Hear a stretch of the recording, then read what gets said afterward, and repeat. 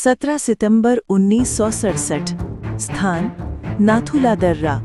ऊंचाई 14,200 फीट। हवा में बर्फ थी और जमीन पर तनाव। 1962 की हार को भारत 4 साल से ढो रहा था। चीन को भरोसा था, अगर दबाव डाला गया तो भारत फिर पीछे हटेगा।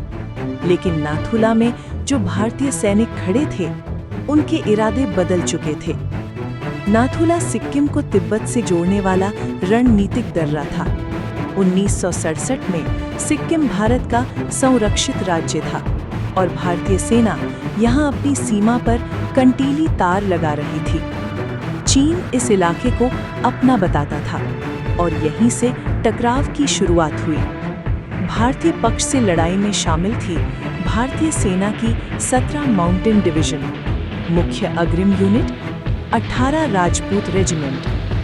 पूरे ऑपरेशन के कमांडर थे ब्रिगेडियर सगत सिंह, एक शांत लेकिन अत्यंत निर्णायक सैन्य अधिकारी। वही सगत सिंह जो आगे चलकर 1971 के युद्ध में ढाका की ओर बढ़ने वाले मुख्य सेनापति बने।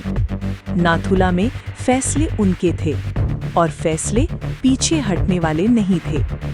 दूसरी तरफ थी people's liberation army (PLA), Tibet military reason.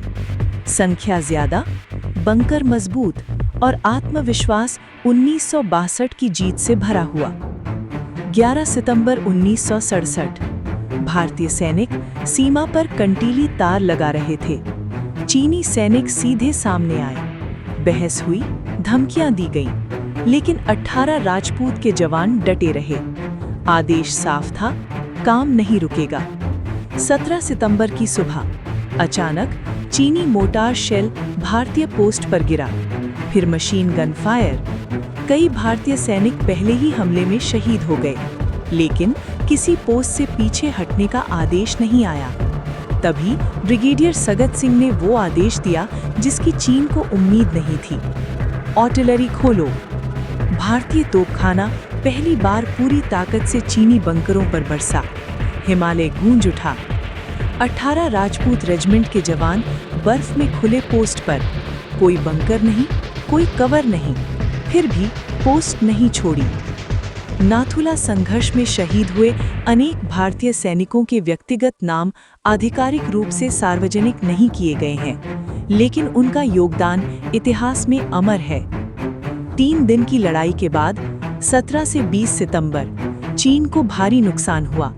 अनुमान, चीन के 300 से अधिक सैनिक हताहत, भारत के लगभग 80 सैनिक शहीद। 20 सितंबर को PLA ने फायरिंग रोक दी। नाथुला भारत के नियंत्रण में रहा।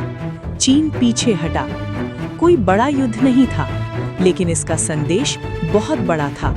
ये 1962 नहीं था, ये वो भारत था जहां भारतीय सैनिक झुकते नहीं थे।